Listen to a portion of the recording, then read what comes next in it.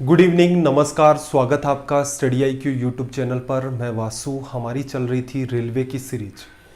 Railway series का आज हमारा डे 67 है। हमने टारगेट लिया था कि 90 डेज़ में हम रेलवे का मैथ्स का सिलेबस है उसे पूरा करेंगे।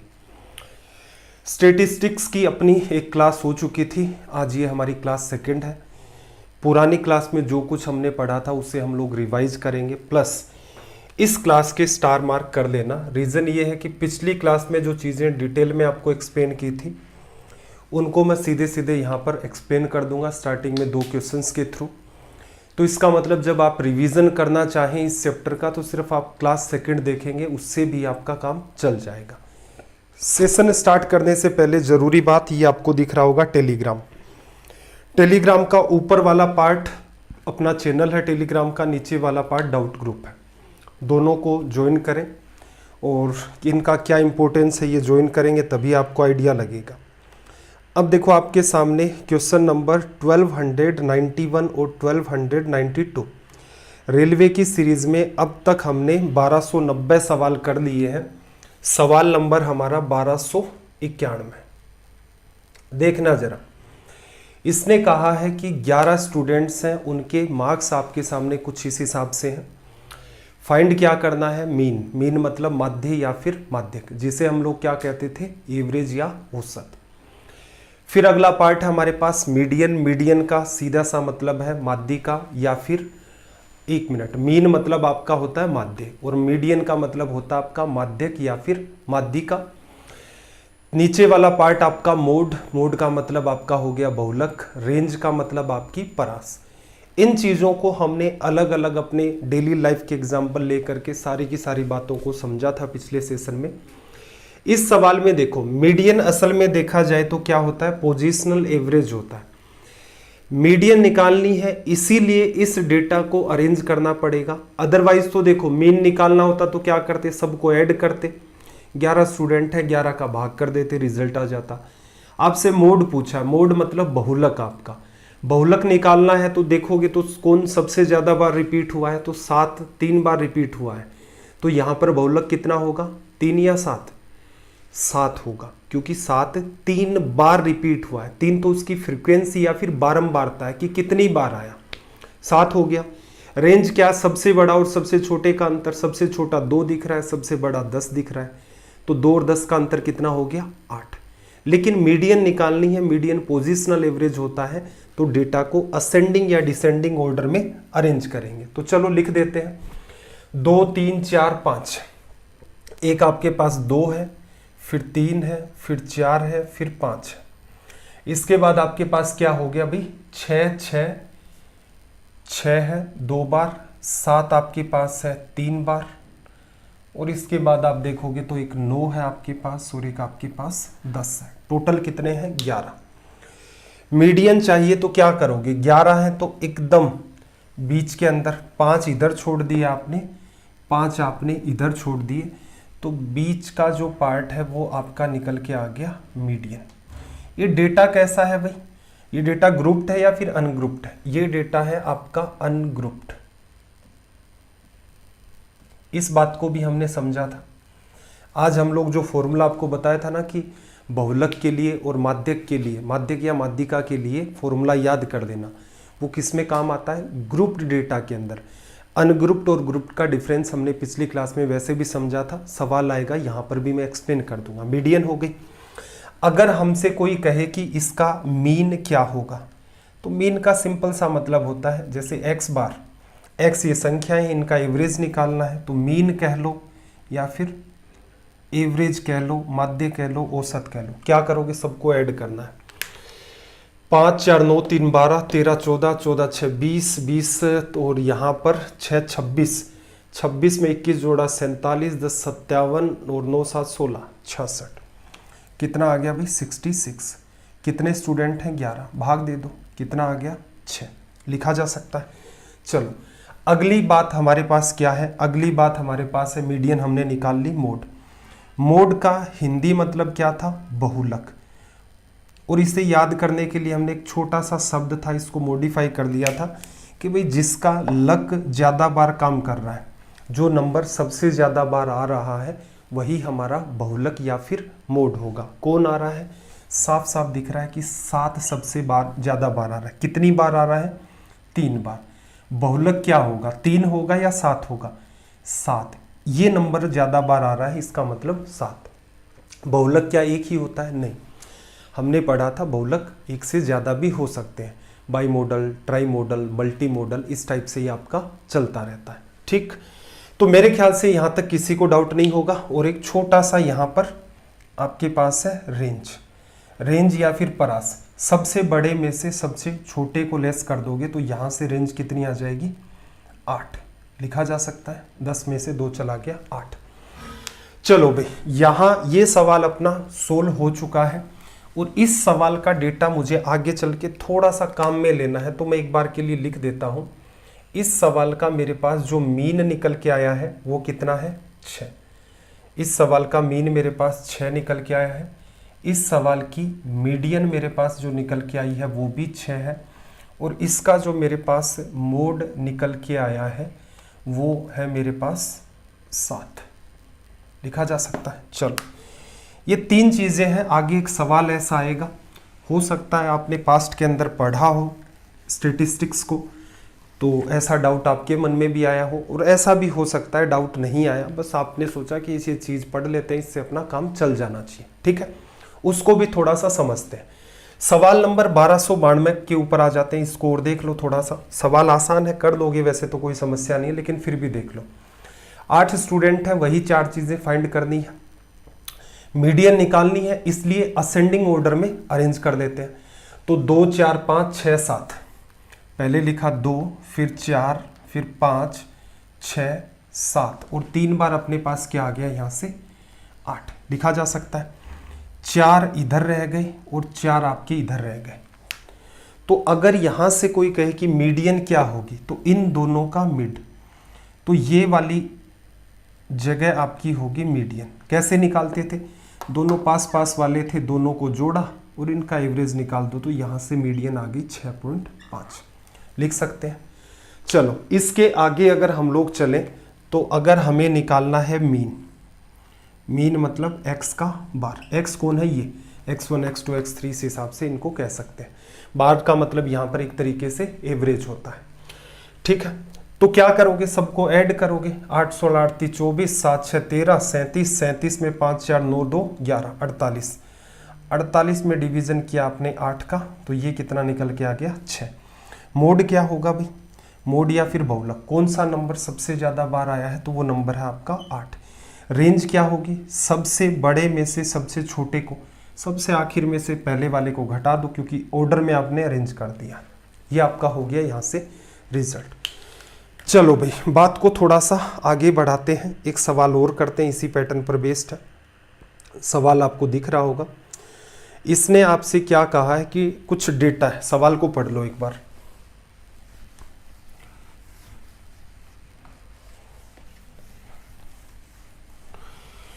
देखो, इसने क्या कहा कि भाई आपके सामने कोई पर्टिकुलर डेटा दे रखा है, असेंडिंग ऑर्डर में हमने इसे अरेंज कर लिया है। इसका मध्यक 25 है, मध्यक बोल देगा, माध्यक बोल देगा, माध्यिका बोल देगा। कंफ्यूजन है, इंग्लिश के अंदर नामों को याद करो। सबसे पहले हमने क्या पढ़ा था, मीन, फिर मीडियन, फिर उसके बाद हमने पढ़ा था मोड। अब डेटा कितने हैं, पहले 1 2 3 4 5 6 7, सबसे बीच में कौन है भाई, x + 7। तो इस सवाल में सवाल नंबर हमारा 1293, मीडियन क्या होगी, x + 7, मीडियन है कितनी, 25, मीडियन की वैल्यू कितनी, सॉरी x की वैल्यू पूछ रहा है, ये इधर चला गया 18। ये आपका रिजल्ट आ गया। चलो भाई, आगे लेकर के चलते हैं इस बात को। एक छोटा सा रिलेशन है कि मोड जो होता है वो क्या होता है, thrice of median minus twice of mean. अब याद करने के लिए क्या तरीका, अभी सबसे पहले हमने क्या पढ़ा था, मीन, फिर मोड, सॉरी पहले हमने पढ़ा था मीन, फिर मीडियन, फिर मोड, सबसे लास्ट में हमने मोड पढ़ा था। मोड निकालने का तरीका क्या होता है, इससे जस्ट पहले हमने मीडियन पढ़ा, तो मीडियन का 3 गुना ले लो, और इससे भी कम जो है वो क्या था, सबसे पहले हमने पढ़ा था मीन, लिखा जा सकता है। ये एक इंपॉर्टेंट फॉर्मूला है। अब ये पार्ट क्या है, 10th क्लास का, 9th और 10th कुछ बातें ऐसी होंगी जो हम लोग 11वीं क्लास से का जो सिलेबस अपना उसमें से उठा करके भी पढ़ेंगे। रीज़न क्या है, कल ग्रुप पर एक बच्चे ने वैसे भी डाउट भेजे थे कि सर इस टाइप के सवाल आ जाए तो क्या करेंगे। हालांकि देखो ये जो अपना रेलवे हो गया, एसएससी हो गया, इनमें सवाल वही आते हैं जो 10वीं तक के सिलेबस में होते हैं। मतलब एटलीस्ट ये जो टिपिकल पार्ट है इनमें तो ऐसा मस्ट ही हो जाता है। लेकिन फिर भी जो 11th क्लास की कुछ इंपॉर्टेंट बातें हैं, क्योंकि 12th मैथ के अंदर तो स्टेटिस्टिक्स आपका चलता नहीं है, 11th में ही चलता है। तो उस बात को भी हम लोग थोड़ा सा समझेंगे कि डेविएशन क्या होता है, मीन डेविएशन क्या होता है, डेविएशन थ्रू मीडियन क्या होता है, स्टैंडर्ड डेविएशन आपका क्या होता है। तो किसी की जानने की इच्छा हो तो बिल्कुल वो चीज़ें आप जान सकते हैं। एग्ज़ाम रिलेटेड जो पार्ट अभी अपना चल रहा है, जहाँ तक मैं आपको ये कहता हूँ कि इतना डेटा तो मस्ट है, उसे अच्छे से आपको याद करना है। 10th में ये फॉर्मूला चलता है, आपने मान लो कभी पढ़ा हो कहीं भी XYZ, क्या कभी मन में सवाल नहीं आया कि जो हम डेटा पढ़ रहे हैं, जितने भी सवाल पढ़ रहे हैं उन चीज़ों को यहाँ अप्लाई करके देखें। जैसे सवाल नंबर 1291 हमने पढ़ा, इसी सवाल पर इस बात को अप्लाई करके देखते हैं। मोड हमारा क्या आया था भाई 7, 3 गुणा में मीडियन कितनी 6, -2 गुणा में मीन कितना 6, 7 किसके बराबर 18 में से 12 चला गया 6, ये तो बराबर नहीं हुआ। तो कहीं हम लोग ये गलत बात तो नहीं पढ़ रहे हैं। ये बात जो है ये बात बिल्कुल सत्य है, इसमें कोई दो राय नहीं है। हालांकि हम लोग क्या है वही है, अपनी बुद्धि है, उसी हिसाब से हम लोग काम करते हैं कि ये जो डेटा दे रखा है, ये जो फॉर्मूला दे रखा है, इसमें हम अपने मन के हिसाब से चीज़ों को रखते हैं। अब अगर आपको ठीक ठाक अंडरस्टैंडिंग आ गई है तो आपको पता चल गया कि आप कहीं भी चलते चलते मीडियन भी चेंज कर सकते हैं, आपका मन करे उसी हिसाब से आप मोड को भी चेंज कर सकते हैं। भाई डेटा तो आपके हाथ के अंदर है। तो फिर ये बात कहाँ अप्लाई होती है, तो देखो ऊपर एक शब्द आपको दिख रहा होगा, एम्पिरिकल रूल। एम्पिरिकल जो शब्द है इसका मतलब होता है कि आपने खूब सारे एक्सपेरिमेंट किए, कई सारे आपने प्रयोग किए और एक बहुत बल्क में डेटा उठाया, उस डेटा के ऊपर ही ये वाला रूल काम करता है। एक दो बातें और समझना कि कुछ जगह मैंने ऑब्जर्व किया कि जब इस सवाल के थ्रू, इसके थ्रू मतलब ये कुछ क्वेश्चंस करवाए जाते हैं तो आलतू फालतू टीचर का मन करता है वही वैल्यू उठा लेता है। मीन की कुछ वैल्यू उठा ली, मीडियन की कुछ उठा ली, मोड की कुछ उठा ली, उनके बीच कोई रिलेशन वगैरह नहीं है, बस मन घड़त। रीज़न क्या होता है कि वो साथ में नीचे जो 3 फॉर्मूले और लिखे हुए हैं वो इसी से बने हुए हैं, तीनों को सोल्व करके देख लेना, नीचे वालों को सोल्व करोगे ऊपर वाली ही बात आ जाएगी। तो मेरे हिसाब से आपका काम इससे चल जाएगा। आपको ये लगता है कि कल को मुझे मीन और मीडियन का डिफरेंस देगा तब मैं क्या करूँगा, कोई 2 बातें आपको देगा, मीन मीडियन का डिफरेंस दे देगा, मोड का डिफरेंस, और जैसे आगे दे रखा है मीन माइनस मोड है, मीन माइनस मोड है, मीन माइनस मीडियन है। तो ये कई सारी चीज़ें आप इनको शांति से याद कर सकते हैं तो बहुत अच्छी बात है, सवाल आपका तुरंत के तुरंत सोल्व हो जाएगा। मुद्दे की बात करते हैं, ये वाला क्या है, तो असल में एक साइंटिस्ट हुए हैं, मैथमेटिशियन थे, लेकिन स्टैटिस्टिक्स पर भी इन्होंने अच्छा काम किया था। तो इनका नाम था कार्ल पियर्सन। ठीक याद आ रहा होगा तो मेरे ख्याल से ये यूके के थे, ठीक है, इतनी गहराई में अपने को नहीं जाना। तो इन्होंने एक पर्टिकुलर थ्योरी दी थी, उसके अंदर ये वाली बात इन्होंने दी थी। अब इसके साथ बहुत सारी चीज़ें और जुड़ जाती हैं।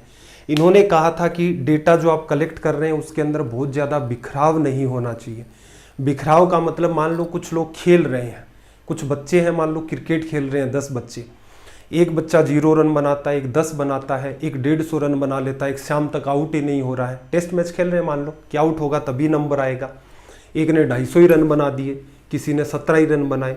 अब यहाँ पर क्या हुआ, डेटा में बहुत ज़्यादा बिखराव आ गया, तो इस जगह के ऊपर ये चीज़ अप्लाई नहीं होती है।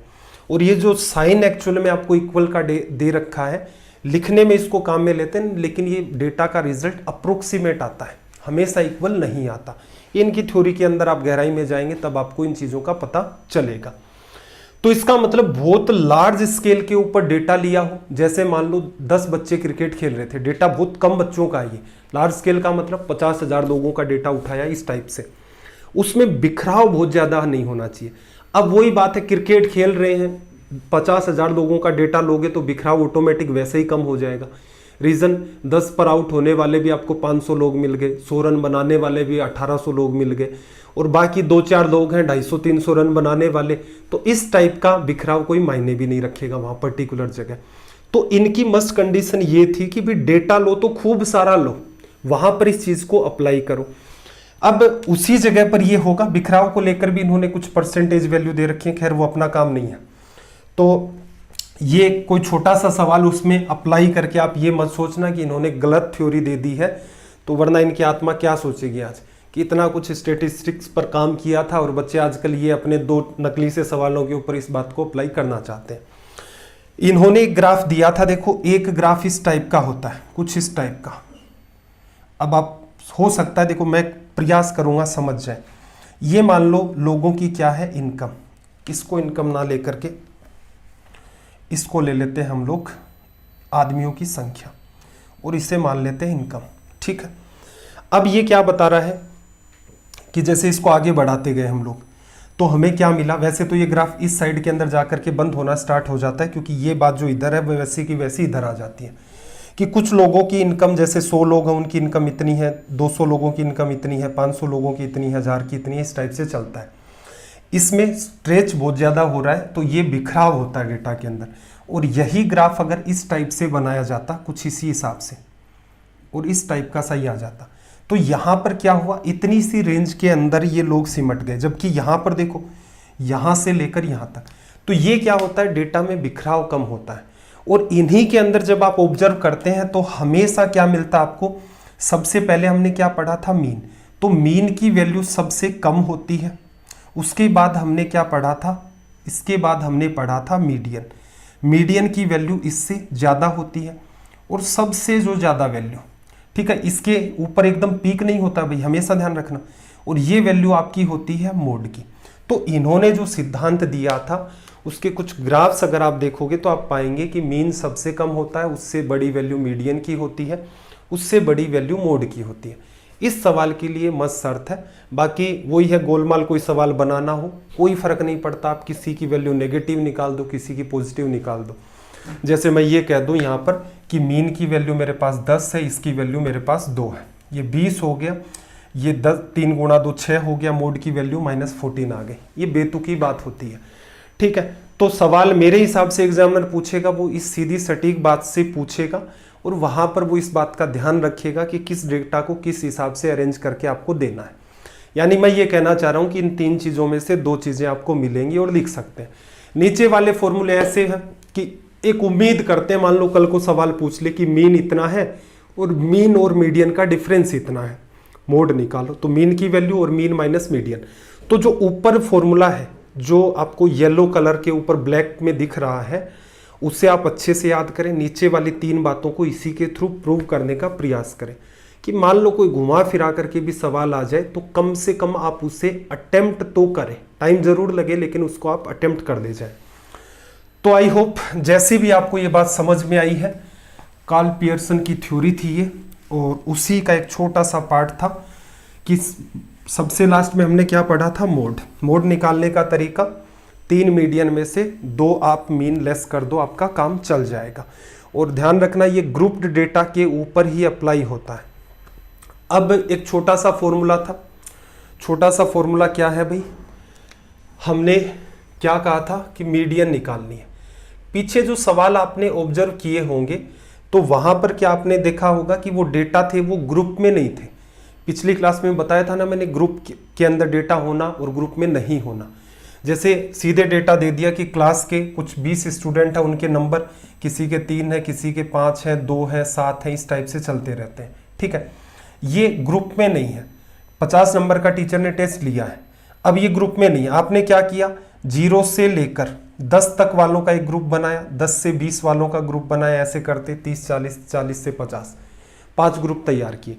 तो जो ग्रुप्ड आपका डेटा होता है उनके लिए, ग्रुप में जो डेटा आता है, ग्रुप के अंदर जो डेटा आता है, उस केस के अंदर मीडियन निकालने का ये फॉर्मूला होता है। सवाल आएगा बिल्कुल समझेंगे। तो मीडियन का फॉर्मूला क्या होगा भाई, एल किसको बताएगा, lower limit of median class, इसको भी सवाल में समझेंगे, प्लस n/2 एन क्या है, टोटल ऑब्जर्वेशन, इसका हाफ कर दिया इनटू में कम्युलेटिव फ्रीक्वेंसी, इसे भी समझेंगे। और जो आपकी क्लास है उसकी फ्रीक्वेंसी कितनी है, और जो क्लास है आपकी उसकी एच, हाइट भी बोल सकते हैं, क्लास की साइज कितनी है वो भी बोल सकते हैं। ये फॉर्मूला है। अगर इसे गहराई में जाए तो इस फॉर्मूले के बिना भी सवाल को किया जा सकता है, लेकिन कुछ एग्जाम में मैंने, जैसे अलग अलग स्टेट के अंदर भी मान लो आते रहते हैं, कुछ बच्चे भेजते रहते हैं सवाल कि चैप्टर चलता है सर, इस टाइप के सवाल होंगे या नहीं होंगे। ये हमारी स्टेट की एग्जाम के अंदर पूछा गया है। तो कुछ जगह ऑब्जर्व किया कि फॉर्मूला भी पूछे गए हैं, मीन का फॉर्मूला क्या होता है, मोड का फॉर्मूला क्या होता है। तो मैं ये चाहूँगा कि आप ये फॉर्मूला तो ध्यान रखें, ठीक है। अब इस फॉर्मूले के ऊपर कुछ बात कर लेते हैं, जैसे बात को थोड़ा सा अंडरस्टैंड करना। एक मिनट भाई, देखो आपके सामने इसने डेटा दे रखा है, क्या 100 स्टूडेंट्स हैं, और 100 स्टूडेंट के लिए इसने क्या कहा है कि इनकी मीडियन फाइंड करो। पहले दे रखे हैं मार्क्स, 20 नंबर लाने वाले स्टूडेंट कितने हैं, 6, 29 लाने वाले 28 है, 28 नंबर लाने वाले 24 है। चलो सारी बात को छोड़ो, इसका अगर मुझसे कहे कि मोड क्या होगा, इस सवाल में मोड क्या निकल के आएगा, क्या जवाब देंगे? अगर ऐसी टेबल दे दे और पूछ ले मोड क्या होगा, तो मोड आपको पता है कि जिसकी फ्रीक्वेंसी ज़्यादा, फ्रीक्वेंसी क्या है, दो चीज़ें हैं, प्राप्तांक है और विद्यार्थियों की संख्या। फ्रीक्वेंसी ज़्यादा किसकी है भाई, ज़्यादा स्टूडेंट जिस टाइप के नंबर ला रहे हैं वो पर्टिकुलर नंबर आपका क्या होता है, मोड। तो ऐसा नहीं करना, जैसे इसमें क्या कंफ्यूजन हो सकता था, जैसे सबसे ऊपर वाले में आपने देखा 43, प्राप्तांक 43 है, आपने देखा कि यार सबसे ज्यादा तो 43 है, दूसरे वाला पार्ट आंसर हो जाएगा, एक मोड होगा।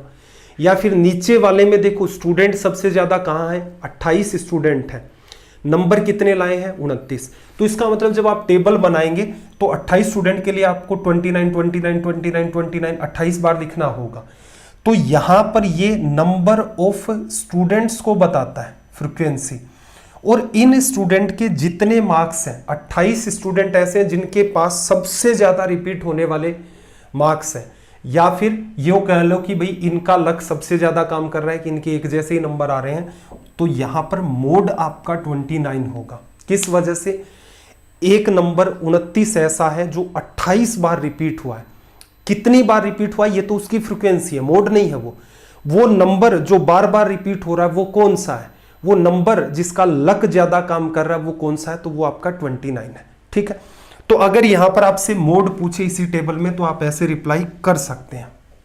चलो भाई, मीडियन पूछे तो निकालने का तरीका क्या होगा? सीधी सी बात है भाई, जितने टाइप के मार्क्स हैं आपने लेफ्ट में लिखे प्राप्तांक। ये सॉल्यूशन मैंने सोचा कि आपका टेबल के थ्रू टाइम ना किल हो तो सीधे सीधे ही कर देते हैं। फिर देखा आपने 20 नंबर, 25 नंबर, 28 नंबर, स्टूडेंट कितने, 6, 20, 24 आगे लिखते गए। संचयी बारंबारता शब्द काम में लिया। देखो पीछे देखना, CF जो लिखा हुआ है नीचे से तीसरी लाइन कम्युलेटिव फ्रीक्वेंसी, इसका मतलब क्या होता है? ऑब्जर्व करना बात को। 20 के सामने 6 स्टूडेंट, फिर 25 के सामने कम्युलेटिव फ्रीक्वेंसी कितनी है, 26। इसका मतलब क्या हुआ कि 25 तक नंबर लाने वाले टोटल कितने स्टूडेंट हैं? तो 6 पहले वाले थे, 25 की रेंज वाले 20, सबको जोड़ दिया 26 स्टूडेंट। जैसे 28 नंबर लाने वाले स्टूडेंट तो 24 थे, लेकिन 28 नंबर तक कितने स्टूडेंट हैं जिनके नंबर या तो 28 है या फिर 28 से कम है? तो क्या करोगे, 20 नंबर वाले 6 स्टूडेंट, 25 वाले 20 स्टूडेंट, 28 वाले 24, सबको जोड़ दिया। जैसे वो ऊपर दिख रहा है ना आपको, 6 + 26 बनाया, तो इसका मतलब 26 तो स्टूडेंट यहां तक 25 तक हो ही गए, इसमें 24 और जोड़ दो, 50 बन गया। फिर देखो 29 के सामने क्या है आपके, 28 स्टूडेंट है। 28 स्टूडेंट ऐसे हैं जिनके मार्क्स आए हैं 29, ठीक है। क्यूमुलेटिव फ्रीक्वेंसी क्या है, 78। ये क्या बताती है कि 29 मार्क्स लाने वाले और इनसे कम मार्क्स लाने वाले टोटल स्टूडेंट कितने हो गए? तो इसका मतलब 28 तो ये हैं और इससे नीचे वाले 50 थे, तो 50 में 28 जोड़ के 78 बना लिया। इस टाइप से ऐड करते करते कितना हो गया, ये आपका 100। हो सकता है कल को भविष्य में कम्युलेटिव फ्रीक्वेंसी पर बेस्ड कोई सवाल छोटा मोटा पूछ ले, तो इतने का अगर आपको आइडिया, अगर आपने नहीं रटा है तो बिल्कुल आप सोल्व कर देंगे कि कैसे ये बन रहा है, जुड़ जुड़ करके। पीछे तक के लोगों को जोड़ो, अगली वाले के अंदर फिर पीछे तक के लोगों को अगले में जोड़ते जाओ और ये 100 स्टूडेंट का डेटा बन गया। चलो इसकी हमें यहां पर 1 मिनट भाई, हाँ सॉल्यूशन तो किया ही नहीं ना हमने। इसकी हमें मीडियन निकालनी है।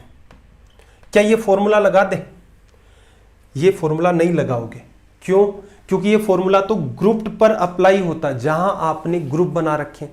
क्या यहां ग्रुप दिख रहा है प्राप्तांक का? नहीं, एग्जैक्ट नंबर है 20 वाले, 25 वाले, 28 वाले, 29 वाले, 33 वाले। तो इसका मतलब डेटा अगर होता 0 से 10, 10 से 20, 20 से 30 वहां लगता। तो यहां क्या लगेगा? यहां सीधे सीधे देखो भाई 100 स्टूडेंट हैं, 100 का जस्ट आधा किया तो 50। तो इसका मतलब देखो 50 स्टूडेंट इधर, 50 स्टूडेंट इधर। तो इसका मतलब ये जो 50वां और 51वां जो स्टूडेंट है, इन दोनों के मार्क्स। अब देखो 50वां स्टूडेंट कहां होगा? यही पढ़ा था ना, इवन नंबर होता है तो ये और +1। तो इन दोनों रेंज पर जो स्टूडेंट आएंगे इनका क्या होगा? एवरेज। अब देखो संचयी बारंबारता या CF या कम्युलेटिव फ्रीक्वेंसी में 50वें नंबर पर बैठा हुआ स्टूडेंट है, सबसे लेफ्ट में आओगे तो प्राप्तांक। अब भूल जाओ विद्यार्थियों की संख्या, उसका कोई रोल नहीं है बीच वाली लाइन का। 50वें नंबर पर स्टूडेंट बैठा हुआ है, मार्क्स कितने? 28। आगे आपको क्या दिख रहा है? 78। इसका मतलब क्या हुआ? 78 तक स्टूडेंट। 51वां स्टूडेंट कहां होगा? उन 78 के अंदर शामिल होगा, क्योंकि 50 तो आपने ऊपर तक ले लिए। 50 से आगे आएगा वो अगली क्लास के अंदर आ जाएगा आपका। 51वें स्टूडेंट के मार्क्स कितने होंगे? 29। 50वें नंबर के कितने होंगे? 28। क्या करो भाई, 28 मार्क्स 50वें स्टूडेंट के। 51वां अगले के अंदर चला गया है, 2 का डिवीजन कर दो, कितना आ गया? 28.5। ठीक है, हो सकता है समझने में थोड़ा सा कॉम्प्लेक्स हो, तो पिछला सेशन जरूर देखें आप साथ में। चलो भाई देखना जरा, यहां फॉर्मूला काम में आएगा, क्योंकि ग्रुप के अंदर चीजें दे रखी हैं। पहले तो सवाल को थोड़ा सा समझना। ग्रुप के अंदर दे रखी है तो मीडियन भी फॉर्मूले से निकलती है, मोड भी फॉर्मूले से ही निकलता है आपका। 53 स्टूडेंट्स हैं, इनके आपको मार्क्स दे रखे हैं 100 में से। 0 से 10 की रेंज में 5 स्टूडेंट हैं, 10 से 20 की रेंज में 3 स्टूडेंट हैं, 20 से 30 की रेंज में आपके 4 स्टूडेंट हैं। देखना 0 से 10 की एक रेंज है, फिर 10 से 20 की एक रेंज है, 20 से 30 की एक रेंज है। इस टाइप से आपका चल रहा है। ठीक है, आपसे क्या पूछ रहा है? यहां पर 100 में से इनको नंबर मिले हैं, तो लेफ्ट साइड में जितने नंबर मिले हैं उस हिसाब से 10 ग्रुप बना दिए। राइट में कितने स्टूडेंट हैं? 53 स्टूडेंट है, तो आपको ये पता चल गया कि भाई एकदम मिड के अंदर जो रहेगा वहीं पर आपकी मीडियन होगी। अब इसको निकालने के लिए आपको क्या करना पड़ेगा? सबसे पहले मिड ढूंढना पड़ेगा। मिड कैसे मिलेगा? मिड मिलेगा भाई, स्टूडेंट दे रखे थे सीधे सीधे, कम्युलेटिव फ्रीक्वेंसी निकालो। इसका मतलब क्या हुआ? फ्रीक्वेंसी की नीड नहीं होती यहां पर, कम्युलेटिव फ्रीक्वेंसी। देखना 0 से 10 तक 5 स्टूडेंट है, फिर आगे कम्युलेटिव फ्रीक्वेंसी संचयी बारंबारता उसने निकाली है। वो क्या बताती है? वो बताती है कि जहां से आपने शुरुआत की थी 0 से, और इस क्लास की सबसे ऊपर की जो लिमिट है 20, तो 0 से 20 नंबर वाले कितने हैं? तो 0 से 10 वाले 5 है, 10 से 20 वाले 3 है, तो टोटल कितने हो गए? 8। अब देखना अगली क्लास के अंदर आप कम्युलेटिव फ्रीक्वेंसी लिखोगे, ये क्या बताएगी? CF, फ्रीक्वेंसी नहीं, फ्रीक्वेंसी का तो रोल हट जाता है। कम्युलेटिव फ्रीक्वेंसी बताएगी कि 0 जहां से शुरुआत की थी वहां से लेकर इसकी अपर लिमिट, लोअर लिमिट 20 है, अपर लिमिट किस क्लास की कितनी है? 30। यहां तक कितने स्टूडेंट? तो सिर्फ 0 से 10 वाले 5, 10 से 20 वाले 3, फिर 20 से 30 वाले 4। इनका तो हिसाब नीचे तक कर ही रखा था, यहां तक का हिसाब हमने 8 में कर रखा था। 4 स्टूडेंट इस प्योर के थे, कम्युलेटिव फ्रीक्वेंसी लिखनी है तो 30 नंबर तक आपके पास 12 स्टूडेंट मौजूद है। ऐसे ही ऐड करके इसने नीचे का हिसाब किताब बैठा दिया, दिख रहा होगा आपको। चलो भाई, अब आपको क्या करना है? यहां पर मीडियन का फॉर्मूला लगाना है। ठीक है, मीडियन का फॉर्मूला लगाना है। मीडियन के फॉर्मूले में कुछ चीजें हैं। ये क्या है भाई? L। अब एक बार मैं आपको फिर से फॉर्मूला दिखा देता हूं। फॉर्मूला ये था आपका, L का मतलब था आपका यहां पर lower limit of median class. Class कौन सी है? 0 से 10 एक क्लास है, 10 से 20 एक क्लास है, 20 से 30 एक क्लास है। 20 से 30 की जो क्लास है आपकी, लोअर लिमिट क्या है उसकी? 20 से शुरू हो रही है लोअर लिमिट। अपर लिमिट क्या है आपकी? 30। अपर लिमिट की नीड नहीं होती है। N का मतलब होता है नंबर ऑफ ऑब्जर्वेशन। सवाल में कितने स्टूडेंट आपके पास? 53। इसका मतलब आपने टेस्ट लिया होगा 100 नंबर का, 53 आपके पास ऑब्जर्वेशन होंगे, तभी आपने इनको ग्रुप में डाला और एक टेबल तैयार की। टेबल क्यों तैयार करते हैं, इनकी नीड क्यों होती है, पिछली क्लास में हमने समझा था। तो आपने 53 के 53 स्टूडेंट से पूछा होगा कि भाई तेरे नंबर कितने, तेरे नंबर कितने, हर एक बच्चे के ऑब्जर्व किए। अब आप चाहते तो हर एक स्टूडेंट के मार्क्स लिख देते, तब डेटा लंबा चला जाता। आपने इन्हें 10 ग्रुप में डिवाइड किया कि भाई 0 से 10 वाले इतने बच्चे हैं अपने पास, 10 से 20 वाले इतने बच्चे हैं, तो इसका मतलब n का मतलब आपने कितने ऑब्जर्वेशन किए हैं। ठीक है, आ गया। कम्युलेटिव फ्रीक्वेंसी, जहां तक हम लोग निकालेंगे वहां तक, जिस रेंज में अपनी मीडियन आएगी उस रेंज की कम्युलेटिव फ्रीक्वेंसी क्या है, उसी की फ्रीक्वेंसी क्या है। हाइट का मतलब क्या हुआ, हाइट या फिर जैसे क्लास साइज, इसका मतलब ये हो गया कि भाई 10 से 20 तक क्लास है तो इसका मतलब इसकी रेंज कितनी है 10। 20 से 30 वाली है, इसकी रेंज भी कितनी है आपकी 10। चलो सवाल पर आ जाते हैं। इसको बिना फॉर्मूले भी समझाया जा सकता था, लेकिन समझाना थोड़ा सा टिपिकल है, इसलिए मैं उस चीज को अवॉइड कर रहा हूं। ऑल ओवर कंक्लूजन यही निकला कि फॉर्मूला याद करो, बेटर वो ही रहेगा। अब देखना एल का मतलब क्या होता है, आपकी मीडियन कहां जाएगी, पहले तो मुझे ये बताओ। 53 ऑब्जर्वेशन किए हैं, जस्ट हाफ करोगे तो कितना आ जाएगा 26.5, जहां पर कम्युलेटिव फ्रीक्वेंसी 26.5 आपको मिलेगी। आप ऑब्जर्व करते आए, 5 था, 18 था, 12 था, 12 स्टूडेंट आ गए, यहां तक 15, फिर 18 तक पहुंच गए हम, 22 स्टूडेंट तक आ गए, फिर 29 स्टूडेंट। इसका मतलब 22 स्टूडेंट तो कौन सी रेंज में है, 50 से लेकर 60 तक की रेंज तक 22 स्टूडेंट का निपटारा हो चुका है। इसका मतलब अगली रेंज है 60 से 70 की, उसमें टोटल 70 तक टोटल स्टूडेंट अपने कितने हैं 29। 26.5वें नंबर पर है वो इसी रेंज में होगा। तो यहां पर आपने देखा होगा 60 से 70 तक की जो आपकी रेंज चल रही है, जिसकी फ्रीक्वेंसी कितनी है 7, जिसकी कम्युलेटिव फ्रीक्वेंसी कितनी है 29। ये क्या बताता है, ये बताता है कि 0 से लेकर 70 नंबर तक लाने वाले स्टूडेंट कितने हैं, टोटल 29 स्टूडेंट हैं।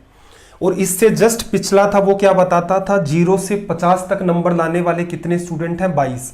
आपको पता है मीडियन एकदम मिड में मिलेगी, 53 स्टूडेंट है तो 26.5वें नंबर पर जो स्टूडेंट है उसकी जो भी वैल्यू होगी वही आपकी मीडियन होगी। तो आपको पता है यहां तक, इससे जस्ट ऊपर वाला पार्ट अगर आप ले भी लेते 50 से 60 वाला, उसमें टोटल स्टूडेंट कितने थे 60 नंबर तक 22। आपको पता है 22वें स्टूडेंट में नहीं मिली, 26.5वें नंबर पर जो बैठा हुआ है उसमें मिलेगी। वो किस में मिलेगा आपको, इस वाली रेंज में। अब उठा लो, इतना अगर आपको समझ आ गया तो फिर कुछ बचा ही नहीं है। देखना यही जगह बना लेता हूं, देखो इसको भी हटा दो, इसको भी हटा दो। आपने पता कर दिया कि मिड नंबर जो है आपका वो यहां मेंटेन कर रहा है।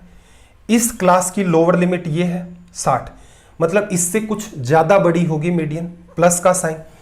ऑब्जर्वेशन कितने भाई 53/2, 26.5।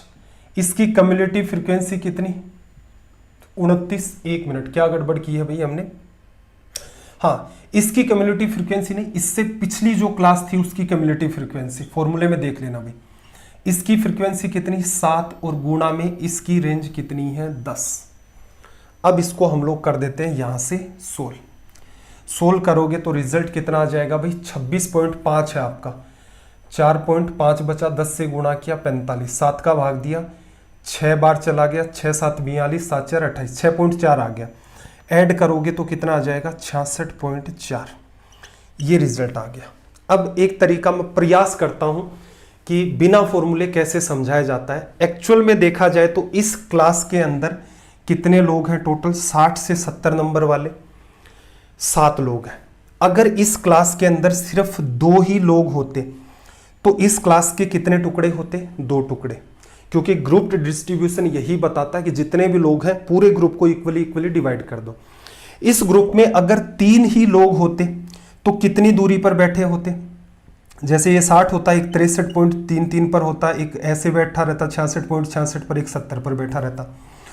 अगर इस ग्रुप के अंदर 4 लोग होते, फ्रीक्वेंसी की बात है, तो 60 से 70 का जो ग्रुप है इसके 4 बराबर आपको टुकड़े करने पड़ते। 5 लोग होते तो इस पूरी रेंज के आपको 5 बराबर टुकड़े करने पड़ते। इस ग्रुप में कितने लोग बैठे हुए हैं 7।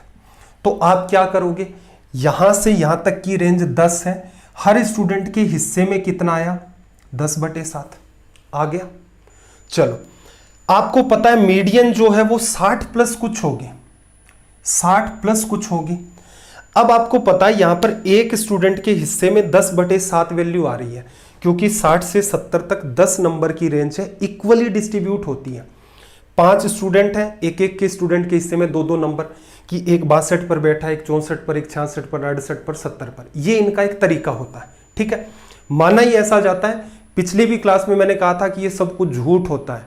इसका जो हम लोग 9, 10, 11, 12 में पढ़ते हैं, इसका प्रैक्टिकल लाइफ से कोई लेना देना नहीं है।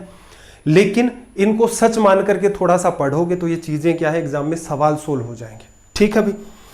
अब एक बात बताना, 60 से बड़ी अपनी होगी। पीछे तक स्टूडेंट कितने थे, 22 थे ना। 22 स्टूडेंट तो पीछे तक रह गए, और आपको पता है कि 53 का जस्ट हाफ करोगे कितना आएगा, 26.5।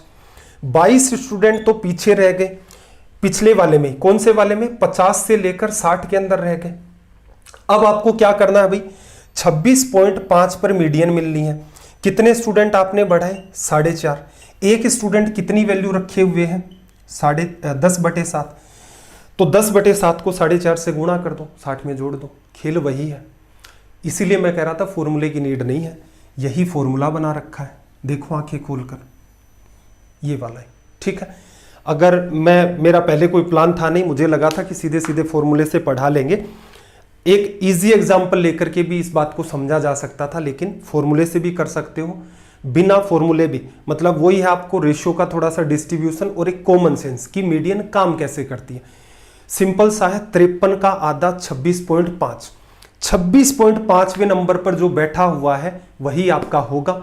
रेंज आपने ढूंढी, 26.5 मिलेगा 60 से 70 के गैप में, क्योंकि यहां तक 29 स्टूडेंट है, पीछे तक कितने, 22 स्टूडेंट है। 22 स्टूडेंट तो पीछे छोड़ दिए। अब 4.5 स्टूडेंट हमें इसी ग्रुप में से लेने हैं। इस ग्रुप में बैठे कितने हैं, टोटल 7 स्टूडेंट। 10 का ग्रुप है, 10 नंबर का ही ग्रुप है, 7 स्टूडेंट है, इक्वल गैप पर बैठे रहते हैं ये लोग। एक अच्छी बात ये है, ये अगर आपको पता है तभी आप सवाल कर सकते हो। ऐसा अगर आपने कह दिया कि सर 65 पर 3 भी तो स्टूडेंट हो सकते हैं, बिल्कुल हो सकते हैं। अगर ऐसा वाद विवाद है तो फिर फॉर्मूला एक्चुअल में ये मानता है 5 स्टूडेंट हैं 2-2 के गैप से बैठे हुए, 6 स्टूडेंट हैं तो 10/6 के गैप से बैठे हुए, 7 स्टूडेंट हैं 10/7 के गैप से। तो 60 तो आपकी होगी। 4.5 स्टूडेंट बढ़ाए आपने आगे, एक स्टूडेंट के पास नंबर है 10/7, पूरा ग्रुप 10 नंबर का, स्टूडेंट कितने, 7, इक्वल डिवाइड कर दो, 4.5 से गुणा किया, रिजल्ट आ गया। तो फॉर्मूले की नीड भी नहीं होती है, लेकिन वही है कि इसे फिर अंडरस्टैंड करना पड़ता है डिटेल में। तो मैं आपको एक ही राय देना चाह रहा हूं कि आपको एक बार एग्जाम क्रैक करना है तो आप फॉर्मूला याद करें। चलो भाई आगे की तरफ मूव करते हैं। अपने पास अगला फॉर्मूला आया है मोड का, मोड या फिर बहुलक। देखो लोअर लिमिट ऑफ क्लास पता है आपको, पढ़ चुके हैं। F1 क्या है, जिस क्लास के अंदर आपका मोड होगा उसकी फ्रीक्वेंसी कितनी है, माइनस उससे जो पिछली क्लास है F0। F1 मान लो ये है, F0 पहले, F1 ये, F2 बाद में। फिर क्या करोगे, twice of F1 minus F0 minus F2, और इनटू में इसकी हाइट या क्लास की रेंज। ये एक तरीका है।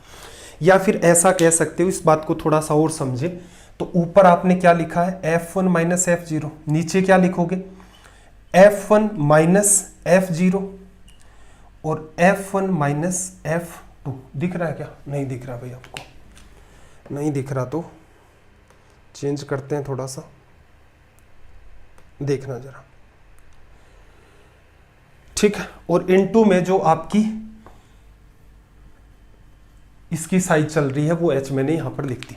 इतनी की इतनी चीजें एक सवाल के अंदर, इस बात को थोड़ा सा समझते हैं, देखना जरा। फॉर्मूला आपने लिख रखा है, नीचे वाली बात मैंने बस थोड़ा सा इजी करने के लिए लिखी है। ये फॉर्मूला भी आपको याद रखना है क्योंकि ये सबसे ज्यादा इंपॉर्टेंट है, दोनों के दोनों फॉर्मूले। देखना पहला जो सवाल आपका, सवाल नंबर 1296, 1296। देखो इस सवाल में आपको क्या कहा, बहुलक निकालो, विकेटों की संख्या, क्रिकेट मैचों की संख्या। क्या कहा होगा इसने कि भाई कुछ क्रिकेट मैच खेले गए हैं और उनमें लिए गए विकेट हैं, तो देखो 3 मैच ऐसे हैं जिनमें 2-2 विकेट मिले हैं, 2 मैच ऐसे हैं जिनमें 3-3 विकेट मिले हैं। सबसे ज्यादा आप देखोगे कितने मैच हैं ऐसे जिनमें एक ही टाइप के विकेट मिले, 3 मैच ऐसे हैं जिनमें आपको 2-2 विकेट मिले हैं। तो यहां पर एक बात बताओ मुझे, यहां पर बहुलक क्या होगा, 3 होगा या 2 होगा? अब एक सिंपल सी बात ऑब्जर्व करना, एक मैच है उसके अंदर क्या होगा, विकेटों की संख्या फिक्स है कि 3 ही विकेट मिले, अगले मैच में ऐसा हो सकता है फिर 3 विकेट मिले, अगले मैच में ऐसा हो सकता है फिर 3 विकेट मिले। लगातार आपने 5 मैच खेले, आपको 3-3 ही विकेट मिल रहे हैं।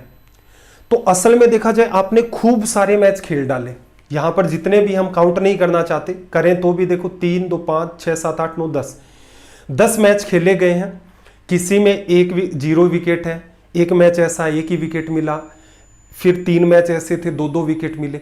तो इसका मतलब मैच आप खेलते गए, विकेट ऐसी संभावना है कि पहले मैच में 2 विकेट मिले थे, 5वें मैच में भी 2 विकेट मिल जाए, 8वें मैच में भी 2 विकेट मिल जाए। तो असल में देखा जाए तो बहुलक या मोड क्या होगा, वो मैच का नंबर या वो विकेट जो सबसे ज्यादा बार, वो घटना जो पहले मैच में भी घटित हुई, वो घटना जो 5वें मैच में भी घटित हुई, वो घटना जो 8वें मैच में भी घटित हुई। कौन सी घटना, 2-2 विकेट मिलने वाली। लक किसका ठीक है, पहले मैच का, 5वें मैच का, 8वें मैच का, या 2-2 विकेट का? तो आप कहेंगे कि सर ये जो 2 विकेट बार बार आपको मिल रहे हैं, ये जो घटना है ये है, इसका लक ज्यादा है, ना कि उन 3 मैचों। वो मैच तो अलग अलग है, पहले नंबर का, 5वें नंबर का, 8वें नंबर का, बस आप कंबाइंड करके देखते हो तो आपको लगता है 3 मैच है भाई। अब यहां बच्चा कंफ्यूज हो जाता है कि यार टिक किसको मारूं, 3 पर मारूं या 2 पर? अरे भाई मैच तो एक सीक्वेंस में चल रहे हैं, पहला मैच, दूसरा मैच, तीसरा मैच, चौथा मैच। विकेट वाली जो घटना है ना, 2-2 विकेट मिले हैं, पहले मैच में विकेट मिल गए होंगे, 5वें मैच में 2 विकेट मिल गए, 8वें मैच में 2 विकेट मिल गए। इसका मतलब यहां पर बहुलक क्या होगा, 2। तो 2 विकेट मिलने की जो घटना है वो 3 बार घटित हुई है। कितनी बार घटित हुई है, वो फ्रीक्वेंसी होती है।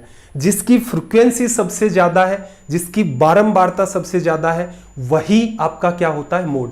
फ्रीक्वेंसी की जो संख्या है वो बारंबारता नहीं होती है। जहां फ्रीक्वेंसी ज्यादा है उसके सापेक्ष में जो वैल्यू है वो आपकी बारंबारता होती है। चलो भाई, ये तो अनग्रुप है, ग्रुप नहीं कर रखा। नीचे वाले सवाल में देखो इसने क्या कर रखा है, ग्रुप। सवाल नंबर 1297, इजी होता है बहुलक निकालना।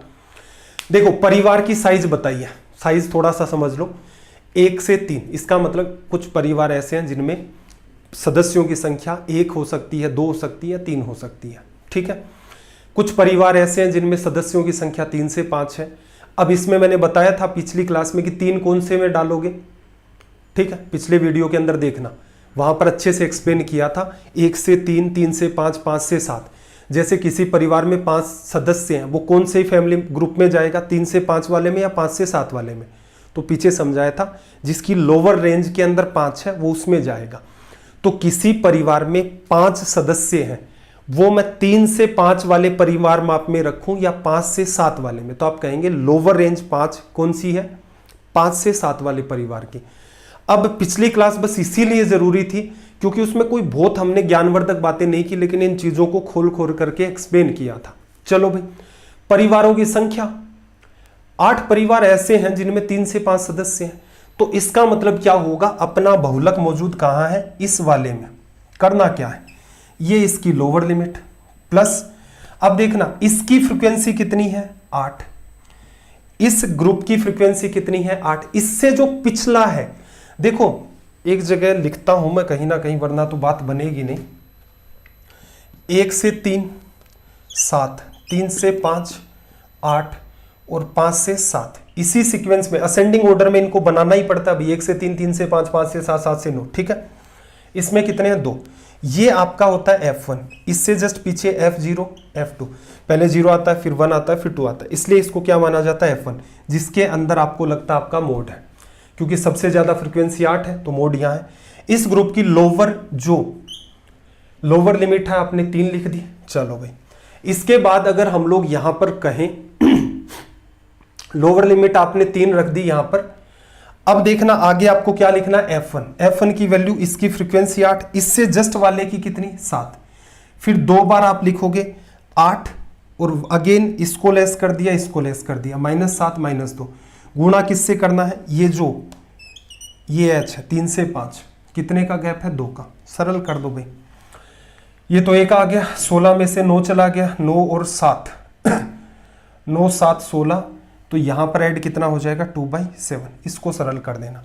एक तरीका और भी आपको कहा था मैंने, क्या भाई, कुछ बेसिक चीजें तो ध्यान रखनी है। सबसे ज्यादा फ्रीक्वेंसी यहाँ, इसका मतलब इसी क्लास के अंदर आपका मोड है लोअर लिमिट 3। इससे पहले इसकी फ्रीक्वेंसी से इसको घटा दो, 1 बचा, इसमें से इसको घटाओगे 1 बचेगा, और इसमें से इसको घटाओगे 6 बचेगा, लिख दिया। इनटू में इसकी जो रेंज है वो लिख दिया आपने 2। तो ये एक तरीका ये भी है, जो मैंने दूसरा फॉर्मूला यहाँ पर बनाया था ना, इसी से F1 माइनस F0 प्लस का साइन F1 माइनस F2, उससे भी आप कर सकते हैं। चलो भाई, नीचे वाला जो सवाल है थोड़ा सा मामला तो चैलेंजिंग है, चलो मैं प्रयास करता हूं कि आपको सवाल दिख जाए। ठीक है, वो धुंधला धुंधला दिख रहा है, कोशिश करता हूं कि आपको बात जो भी है ये दिख जाए। आई होप व्यवस्था बना लोगे अब तो। देखना, बहुलक निकालना है, सीधे सीधा आपका ध्यान कहाँ गया अभी, बहुलक निकालना है। सबसे ज्यादा फ्रीक्वेंसी कितनी दिख रही है 20, कौन से ग्रुप में है 40 में, लोअर लिमिट 40 प्लस 20 से जस्ट नीचे 12 है, पिछला जो ग्रुप है वही है ना, 20 माइनस 12 करोगे 8, 8 तो ये था ही, 20 में से 11 उससे अगला ग्रुप, अंतर 9, ठीक है। इनटू में इसकी रेंज कितनी है 10, 80 में 17 का भाग दे दिया तो 40 प्लस 80, 17 4 68 और समथिंग कुछ आ जाएगा, तो ये आपका 44 पॉइंट समथिंग इसका रिजल्ट हो जाएगा। तो मेरे ख्याल से आपको ये बात भी समझ आ गई होगी। चलो भाई, कल जो ग्रुप पर डाउट अपने पास घूम रहे थे उन पर भी थोड़ी सी चर्चा कर लेते हैं।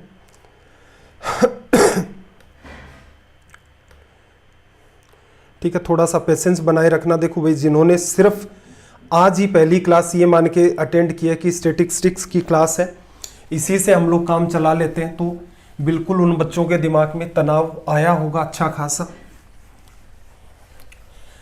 तो वो पहली क्लास जरूर देखें, क्योंकि जितना चीजें लग रही हैं आपको आसान, उनको समझाना उतना ही कॉम्प्लेक्स है। रीजन क्या है, देखो जैसे प्रॉफिट लॉस जैसे चैप्टर होते हैं, आपने पता नहीं कितनी बार घिस लिए होते हैं, फिर किताबों से खुद भी पढ़ते रहते हैं, आसान भी होते हैं, डेली लाइफ से जुड़े भी रहते हैं, तो उनको पढ़ाना उतना चैलेंज नहीं है। हालांकि ये जो स्टैटिस्टिक्स है अपना, इसको पढ़ाना भी चैलेंज नहीं है। मुद्दा ये है कि अपने पास बाउंडेशन है कि 2 दिन में खत्म करना है, 90 डेज में, वरना सिलेबस नहीं होगा। आपकी जो पीडीएफ है, एक दिन भी इधर से उधर नहीं हुआ है, तो उसको मेंटेन करने की वजह से कई बार नंबर ऑफ एग्जाम्पल्स अपने पास कम हो जाते हैं। रीजन इसका बस इतना ही है। बाकी मैं ये मानता नहीं कि यहां लिखी हुई कोई सिंगल बात भी बच्चा, मीन को भी बिना फॉर्मूले करवाया जा सकता है, मोड को भी बिना फॉर्मूले करवाया जा सकता है, मीडियन को भी बिना फॉर्मूले करवाया जा सकता है, लेकिन कुछ चैलेंजेस हैं। देखना जरा, यहां पर एक फॉर्मूला है स्टैंडर्ड डेविएशन, मानक विचलन कहा जाता है। अब विचलन को थोड़ा सा देखेंगे, विचलन क्या होता है।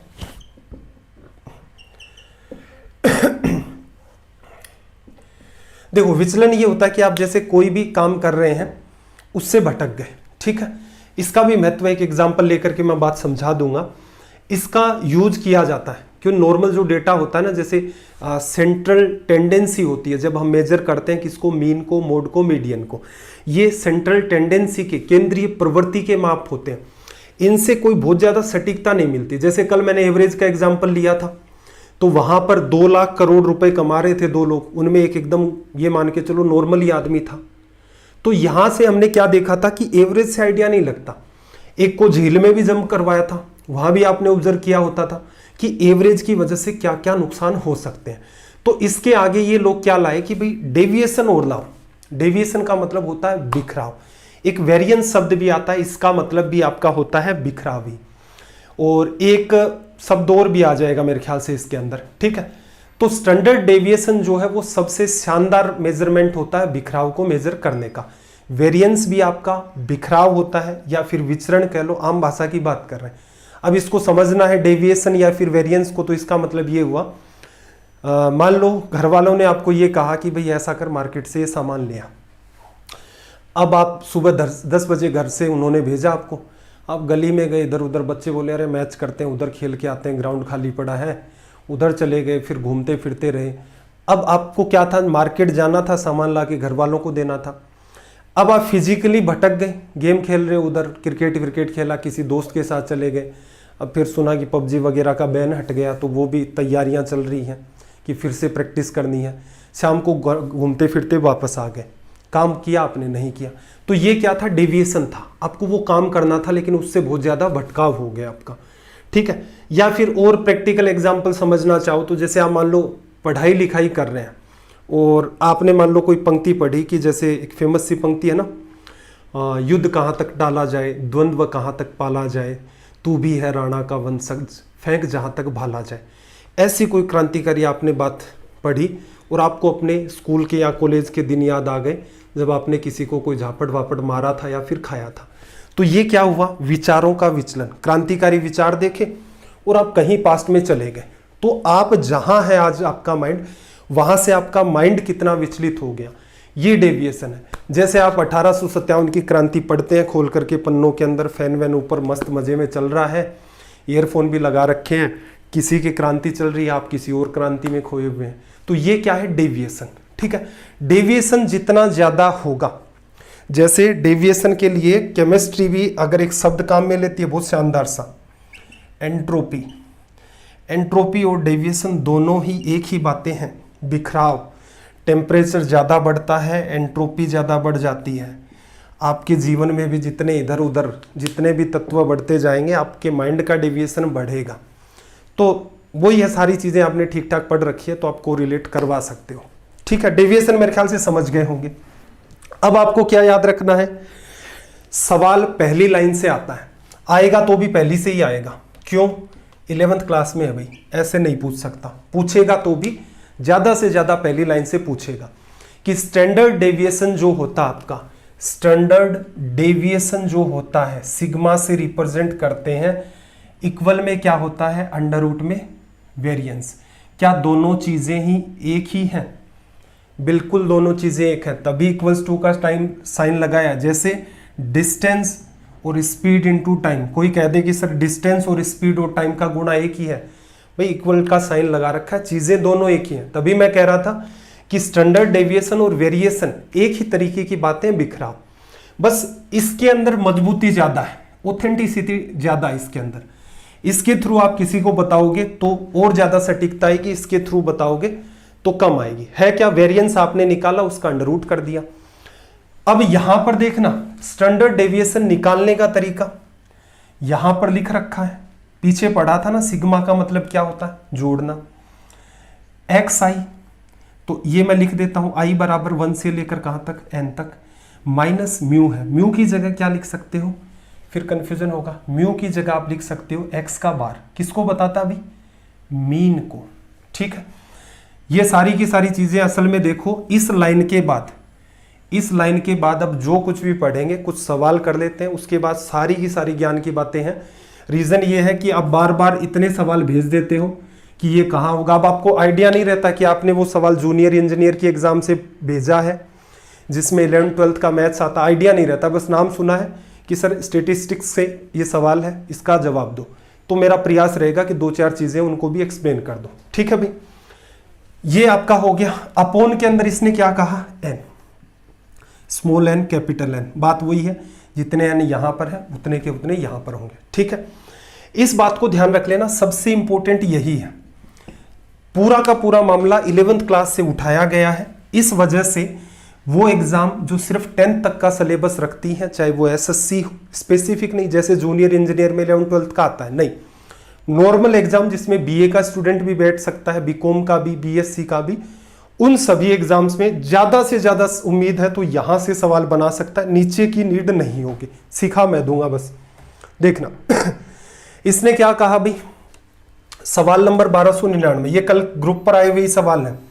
इसने कहा कि आंकड़ों के एक समूह का विचरण 289 है, वेरिएंस कितना है, 289। आपको मैंने क्या कहा था, वेरिएंस बिखराव है, वेरिएंस का अंडर रूट करते हो स्टैंडर्ड डेविएशन आता है, जो बहुत अच्छी बात होती है, बिखराव को बताने का एक तरीका। अंडर रूट करोगे 17, 289 का अंडर रूट क्या होगा भाई, 17। ये लो रिजल्ट आ गया।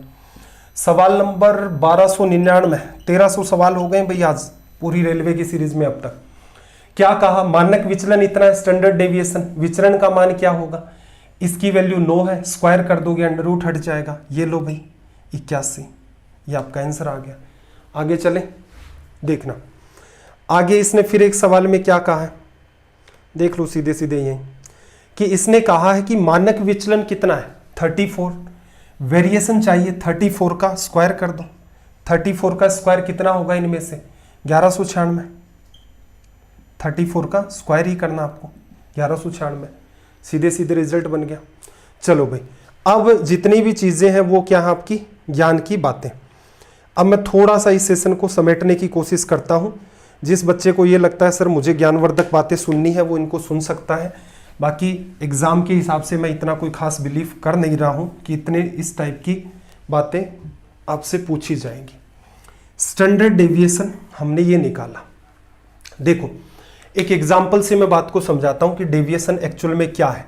एवरेज जब हम लोग पढ़ते हैं तो हम लोग डेविएशन अपने मन से निकाल लेते हैं, डेविएशन का यूज करके एवरेज निकाल लेते हैं। जब पढ़ेंगे तो एक दो एग्जाम्पल मैं बता दूंगा। मैंने एक एग्जाम्पल लिया एक बच्चे के 10 नंबर का टेस्ट लिया, 2 नंबर आए, एक के कितने आए 3 नंबर आए, एक के फिर 3 नंबर आ गए, एक के 7 नंबर आ गए और एक के मैं मान लेता हूं फिर से 8 नंबर आ गए। ठीक है, मेरे पास क्या है 5 स्टूडेंट्स हैं, मुझे विचरण निकालना है, डेविएशन निकालना है, बिखराव मुझे ज्ञात करना है कि चीजें कहां तक कितनी बिखरी हुई हैं। एक तो मेरे पास तरीका होता है रेंज, रेंज भी तो बिखराव बताता है ना कि कितना मामला आपका बिखरा हुआ है। तो देखना यहां 2 से लेकर 8 तक बिखरा हुआ है, 8 - 2 बिखराव कितने अंकों का है 6 अंकों का, कि जो सबसे कमजोर बच्चा है और सबसे इंटेलिजेंट बच्चा है इन दोनों के बीच सारी की सारी चीजें बिखरी हुई है और ये गैप कितने का है आपका 6 नंबर का। ये एक बिखराव मेजर करने का सबसे आसान तरीका है। ठीक है, लेकिन इससे काम नहीं चलता है। फिर दूसरा, अगर हम लोग निकालना चाहें कि जो हमारा मीन है, हमारा जो मीन है, मीन का मतलब एवरेज, एक्स का बार, शब्द यहां काम आ रहा है आगे काम में लेंगे। एवरेज कैसे निकलोगे, सबको जोड़ोगे 8 7 15 15 16 17 18 19 20 21 22 23, 23 में मैंने भाग दे दिया किसका 5 का। इसको थोड़ा सा बढ़ा लें क्या, सहूलियत रहेगी, इसको थोड़ा सा बढ़ा लेते हैं, इसको कर लिया 25, 5 का भाग दे दिया तो 5 आ गया, इसको ही बढ़ाओ, बिखराव 8 नंबर का, कैलकुलेशन इजी करने के लिए। अब कई बार क्या कहता है कि आप जो मीन है इसका, मीन से आप डेविएशन निकाल के बताओ, मीन से बिखराव कितना है। जो हमने माध्य निकाला है 5 आया हमारा, इससे बिखराव कितना है। तो देखना जरा ये नंबर कितना है भाई, 3 पीछे है, 5 से 3 पीछे है ना, ये कितना पीछे है 5 से 2 पीछे, ये नंबर 5 से कितना 2 पीछे, ये कितना 5 से 2 आगे और ये 5 से 5 आगे। ठीक है, तो ये किसको बताता है, मीन के थ्रू बिखराव, और कितने लोगों में निकाल रहे हैं 5 लोगों में। अब इसमें देखो प्लस का साइन आता है, प्लस का साइन क्यों लेते हैं, रीजन ये है कि जैसे 2 से 2 कट गया, ये 3 है इससे कटेगा तो यहां तो बिखराव आपको देखो 5 2 7, 7 में से 3 2 5 2 7, 7 में से 7 कट गया। अगर यहां पर ही आप ऑब्जर्व करने की कोशिश करें तो आपको क्या मिला, बिखराव 0 मिला। बिखराव का क्या मतलब है, मीन से बिखराव आपको निकाल के बताना है। एग्जाम का पार्ट मेरे हिसाब से नहीं है, किसी बच्चे को ये लग रहा है कि ऊपर से जा रही है बात, कोई बात नहीं, वो छोड़ सकता है। किसी को डेविएशन समझना है वो इस बात को एक बार ध्यान से सुन ले कि हमारा मीन से डेविएशन निकालना, डेविएशन कई तरीके से निकलता है, रेंज सबसे आसान तरीका है।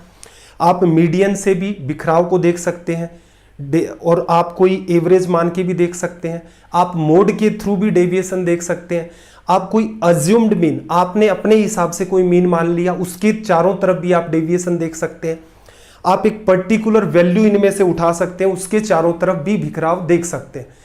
अलग अलग यहां पर खूब सारी संभावनाएं होती है। मीन हमने निकाला, 5 से कम कितना -3 -2 -2 +3 +5, बिखराव 0 आ गया। लेकिन साफ पता चल रहा है बिखराव वैसे रेंज में 8 है और नंबर दूर दूर बिखरे हुए हैं। बिखराव 0 कब होता, एक स्टूडेंट के 5, इसी की नोटबुक देखकर इसने कर लिया पेपर, इसकी नोटबुक देखकर इसने कर लिया, यहां बिखराव 0 है लेकिन यहां नहीं है। इसलिए जो बच्चे पढ़ते हैं उनको पता होगा इन चीज़ों को सभी को किस में रखा जाता है, मोड के अंदर। सारी की सारी चीजें मोड में रखी जाती हैं, तभी बिखराव का मेजरमेंट किया जा सकता है। फिर दिख रहा हूं 5 और 2 का अंतर 3 पॉजिटिव ही रखना है, फिर यहां 2 पॉजिटिव रखना है, 2 पॉजिटिव रखना है, 3 पॉजिटिव रखना है, 10 1 मिनट 7 है ना, 2 और 5। मीन ये था, पांचों विद्यार्थियों के नंबर इससे कितने बिखरे हुए लिख लिया। 3 2 5 5 10 4 14, 14 में 5 का डिवीजन किया, कितना आ गया 2.8। इसका मतलब जो आपका एवरेज जहां भी है उससे 2.8 ऊपर 2.8 नीचे, इस टाइप का सा बिखराव इनको निकल के आ रहा है। किसके थ्रू? एवरेज के थ्रू। कल को ऐसा भी कह सकता है कि भाई आप ये बताओ, मीन तो ठीक है, मीडियन के चारों तरफ की चीजें कितनी बिखरी हुई है, मीडियन के थ्रू डेविएशन मीडियन कौन सी है? बीच में 3। क्या करोगे? 3 आपकी मीडियन है, पहले को उठाया, 3 और 2 का अंतर 1 पॉजिटिव रखना है, इसका 0, इसका 0, इसका 4, इसका कितना यहां पर 7। कितने लोग हैं? 5 लोग। 7 4 11, 12 में 5 का भाग दे दिया, कितना आ गया 2.4। तो ये किसको बताता है कि आपने जो मीडियन 3 मान रखी है उससे बिखराव कितना है, 2 पॉइंट ज्यादा ऊपर तक, 2.4 नीचे तक, इतने बिखराव का ये मेजरमेंट कर रहा है। ठीक है, चलो ऐसे ही आप यहां पर मोड लेते तो मोड भी खैर यहां पर 3 ही आता, उसमें भी बिखराव सेम आता। क्या इन चीजों का सच में जीवन में कोई महत्व है या फिर ऐसे ही पागल बनाने के लिए चीजें पढ़ी जाती हैं? देखो, पढ़ाई लिखाई का महत्व है जीवन में। जैसे एक छोटा सा मैंने एग्जाम्पल लिया आपके सामने, एग्जाम्पल को एक्सप्लेन कर देता हूं, इन चीजों को हटा देता हूं, इनसे वैसे ही डर लग रहा होगा। छोटी सी बात ध्यान रखनी है, standard deviation equals to under root of variance. मान लो आप एक किसी क्रिकेट टीम के कैप्टन हैं, ठीक है, मैं बात को समझाने की कोशिश कर रहा हूं आपसे कि एक्चुअल में ये जो बिखराव होता है सच में इनका कोई प्रैक्टिकल यूज होता है क्या? हर आदमी के अंदर एक छोटा मोटा 10 ग्राम 5 ग्राम का अर्थशास्त्री होता है। ठीक है, कि कोई महिला है जो घर चला रही है, पूरा का पूरा हिसाब किताब देखती है, उसके अंदर उससे बड़ा, पुरुष के कंपैरिजन में थोड़ा बड़ा अर्थशास्त्री होता है। जरूरी नहीं है कि कोई पढ़ा लिखा है वही अर्थशास्त्री या इकोनॉमिस्ट होगा, नहीं, सबके अंदर कुछ ना कुछ, आपके अंदर एक छोटा मोटा दार्शनिक भी बैठा होगा, कहीं भगत सिंह भी है किसी कोने के अंदर, किसी कोने में गांधी जी भी रहते होंगे, किसी कोने में विवेकानंद जी भी रहते होंगे। तो हर टाइप की प्रवृत्ति कम या ज्यादा हर किसी में रहती है। ठीक है, तो मैं एक आम बात कर रहा हूं, फिर मैं इसको हमने जो पढ़ा उसके साथ रिलेट करवा रहा हूं कि डेविएशन का एक्चुअल मीनिंग क्या है। मान लो आप किसी क्रिकेट टीम के कैप्टन हैं, ठीक है, आपकी टीम ने 150 रन बना लिए और आपके पास एक टारगेट है कितने रन का? 200 रन का। ठीक है, आपके पास क्या है? लास्ट विकेट बचा हुआ है, आपके पास एक आखिरी विकेट बचा हुआ है। अब आपने देखा कि आपकी टीम में 2 नए बंदों को रिक्रूट किया गया है, वो आज खेल रहे हैं, दोनों का आपके पास ट्रैक रिकॉर्ड आपके सामने कुछ इस प्रकार है। ए ने पीछे 5 मैच खेले थे, मतलब ये मान लेते हैं ओडीआई की बात है, वनडे इंटरनेशनल। ओडीआई में ए ने 5 मैच खेले हैं, पीछे उसने रन बनाए हैं 53 53 55 59 60। बी भी कलाकार टाइप का है, बी ने रन बनाए हैं 2 28 60 105 105। ठीक है, मान लो ये पांड्या वाले से लक्षण इसमें लग रहे हैं बी के अंदर। तो आप टीम के कैप्टन हैं, आपकी टीम ने 150 रन बना लिए हैं, टारगेट है 200 रन बनाना, 200 बनाओगे तो जीत जाओगे। आखिरी विकेट आपके पास, 2 आपके पास चॉइस है और दोनों खिलाड़ियों का आपके पास डेटा गिवन है। ठीक है, अब कोई क्रांतिकारी टाइप का होगा, वो कहेगा अरे पांड्या को भेजो, यहाँ पर 105 रन बनाए हुए हैं, खूब सारे रन हैं। ठीक है, डिपेंड करता है किसकी सोच कैसी है।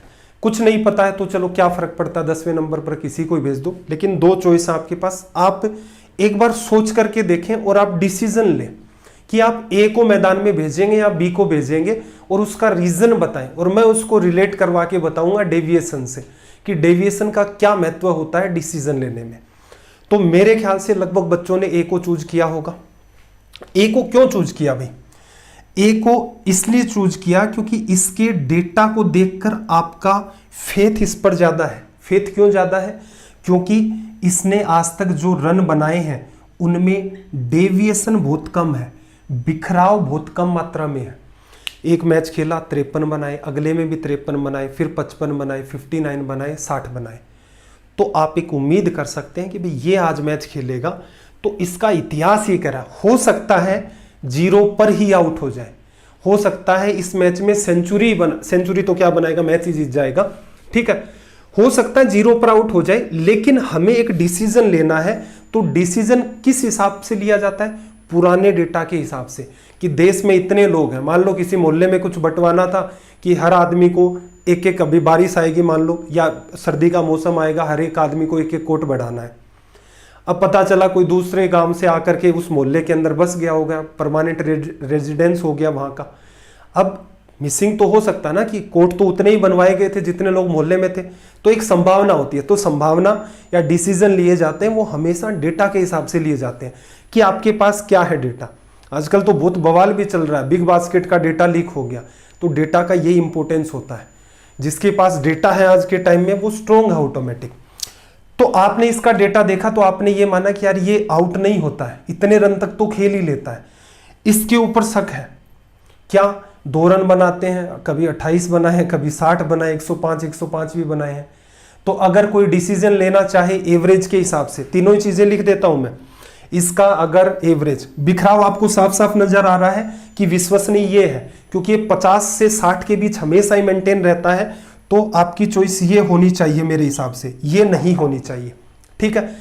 कोई पढ़ा लिखा आदमी डिसीजन लेना चाहे तो वो क्या करेगा, सबसे पहले क्या करेगा, एवरेज निकालेगा। एवरेज कितना है, सबको ऐड किया, 50 तो सब में ही है, 10 9 19, 3 3 6 और 5 11, 19 11 30, ठीक है। इसका कितना आ गया, 56। इसका एवरेज जब आप निकालोगे, सबको ऐड करोगे, 60 और 30 90 100, 300 में डिवीजन किया 60 का। देखो अगर कोई एवरेज के हिसाब से डिसीजन लेगा वो क्या कहेगा, इसका एवरेज शानदार है, लेगा ना। हम क्या कर रहे हैं, जितने भी रन बनाए हैं एवरेज हमने लिखा। एवरेज का मतलब हम पढ़ चुके हैं क्या होता है हमारा, मीन। अगर कोई डिसीजन लेना चाहे मीडियन के हिसाब से तो क्या लेगा, बीच के अंदर इसमें कितना है 55, इसके बीच में कितना है 60, वो किसको चुनेगा, इसको चुनेगा। अगर मैं कहूं मोड के हिसाब से किसी को डिसीजन लेना है, मोड के हिसाब से इसका मोड कितना है 53 और इस वाले का मोड कितना है 105। अब एक बात देखो, सारी की सारी चीजें मैंने आपको पहले भी कहा था कि जो चीजें पढ़ रहे हैं ये मेजरमेंट ऑफ सेंट्रल टेंडेंसी होता है, केंद्रीय प्रवृत्ति के माप, कि प्रवृत्ति को ऑब्जर्व करना होता है। जब तक इसमें स्टैंडर्ड डेविएशन का इन्वॉल्वमेंट नहीं हो जाता है चीजें आधी अधूरी होती हैं। अगर ए की बात करें, ए का एवरेज भी 56 है, मीडियन भी 55 है, मोड भी 53 है, तो इसका मतलब डेटा बी की बात करूं तो इसका एवरेज ज्यादा है, मीडियन भी ज्यादा है, मोड भी ज्यादा है। आपने प्रीफर क्यों किया ए को, आपने इसलिए प्रीफर किया उसका डेविएशन बहुत कम है, बिखराव कम है, विश्वसनीय ज्यादा है। अगर यहीं पर स्थिति सेकंड हो जाती कि 150 रन बना लिए और जीतने के लिए 240 चाहिए, तो बिल्कुल आप बी को ट्राई करते, क्योंकि ए का इतिहास आपको पता है कि ये इतने की रन बनाता है और इसमें आउट हो जाता है। बी के अंदर फिर भी चांस है कि इसका जो मोड रहा हुआ है वो 105 रन रहा हुआ है, इसने 2 बार बनाए हैं, तो एक उम्मीद तो ये है कि भाई इसमें ज्यादा चांस है हारने के, तो इसको ट्राई किया जाए। तो मेरे ख्याल से आप इन चीजों का मतलब समझ गए होंगे डेविएशन का। डेविएशन कई टाइप का होता है, जैसे नीचे लिखा हुआ है ना, मेजरमेंट ऑफ डिस्पर्सन, प्रकीर्णन क्या होता है, जैसे 6ठी क्लास की मेरे ख्याल से साइंस में आपको मिल जाएगा ये सब। डिस्पर्सन का मतलब ये होता है जैसे जानवर वगैरह होते हैं ना, कहीं बीज पड़ा हुआ है, खूब सारे बीज होंगे, कांटे वाटे होंगे उनके बीज, वो पशु वहाँ पर लेटता है, कोई जानवर वहाँ लेटता है, फिर वो कोई दूसरे खेत में, तीसरे केस में खेत में चला जाता है और वहाँ जा कर के वो गिर जाते हैं। तो ये क्या होता है, एक जगह से दूसरी जगह, वही बात है बिखराव की। तो डिस्पर्सन या प्रकीर्णन का मेजरमेंट एक तो रेंज से किया जाता है, पढ़ चुके हैं। डेविएशन 3 टाइप का होता है मेनली, जैसे क्वार्टाइल होता है, मीन होता है, स्टैंडर्ड होता है, और भी बहुत सारे डेविएशन बनाए जा सकते हैं, ठीक है। चलो भाई आगे ये मीन और माध्य विचलन, चलो एक सवाल के अंदर मैं आपको निकालना सिखा देता हूँ। फॉर्मूला हमने यहाँ पर लिखा था, कौन से वाला, स्टैंडर्ड डेविएशन निकालने का फॉर्मूला हमने लिखा था √i बराबर 1 से लेकर n तक। सेशन हो तो गया होगा बोरिंग, मुझे पूरा भरोसा लग रहा है इस चीज़ पर। और अपोन में यहाँ पर क्या लिखते थे, एन, स्टैंडर्ड डेविएशन। इस बात को थोड़ा सा एक एग्जांपल से और एक्सप्लेन कर देता हूँ। जैसे सवाल नंबर 1302 है, 1302 है, इसने क्या कहा, स्टैंडर्ड डेविएशन आपको फाइंड करना है। तो 10 है आपके पास, 11 है, 9 है, 11 है, 9 है। ये किसको बताता है, एवरेज को। तो यहां से एवरेज निकालो, एवरेज को मान लो या मीन को मान लो, सबको ऐड किया, 20 20 40 10 50, 50 में 5 का डिवीजन किया, कितना आ गया, 10। देखना ये क्या है मेरा x1, ये मेरा x2, ये x3, x4, x5, समझ गए होंगे ना।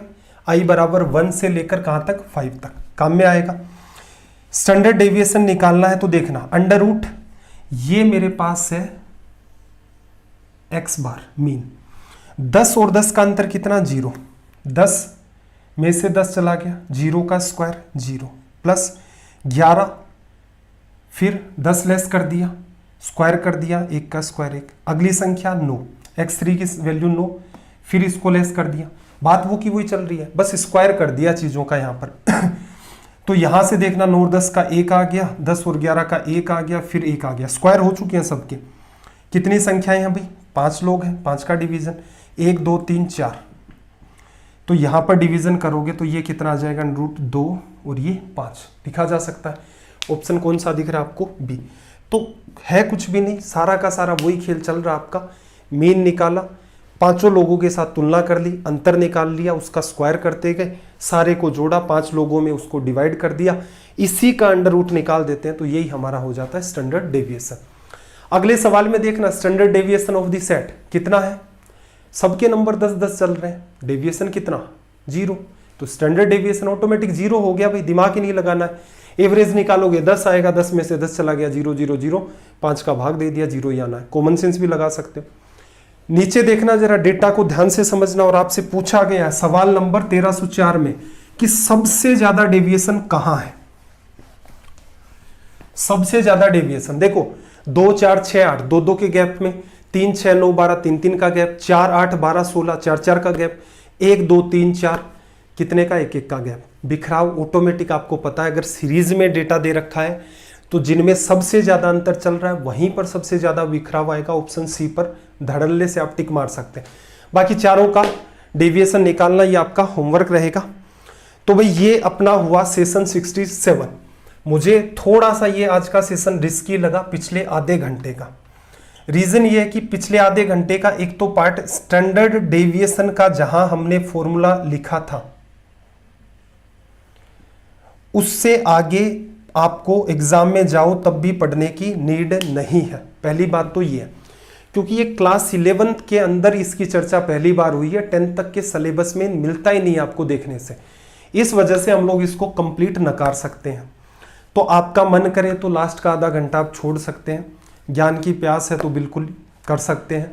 और कभी भविष्य में ऐसा हुआ कि स्टेटिस्टिक्स को पढ़ाना पड़ रहा है तो बिल्कुल 11वीं और 12वीं क्लास की स्टेटिस्टिक्स को पढ़ाया जा सकता है, और मज़ेदार भी है, ठीक है। क्योंकि वो ये टीचर को भी क्या करना पड़ता है भाई, कहीं ना कहीं से कुछ चीज़ें उठानी पड़ती हैं, कुछ कभी हमने भी पढ़ी हैं उन चीज़ें, उनको थोड़ा सा रिफ्रेश करते हैं, आम जीवन से कुछ रिलेट करते हैं।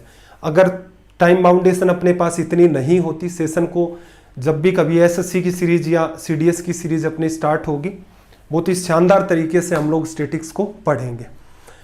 सेशन कैसे लगते हैं कमेंट करके ज़रूर बताया करें, जो कि आजकल आप नहीं करते हैं। कोई सुझाव है वो भी बता सकते हैं। जो 2 चीज़ें आपको बताई थी उनको ज्वाइन कर लेना।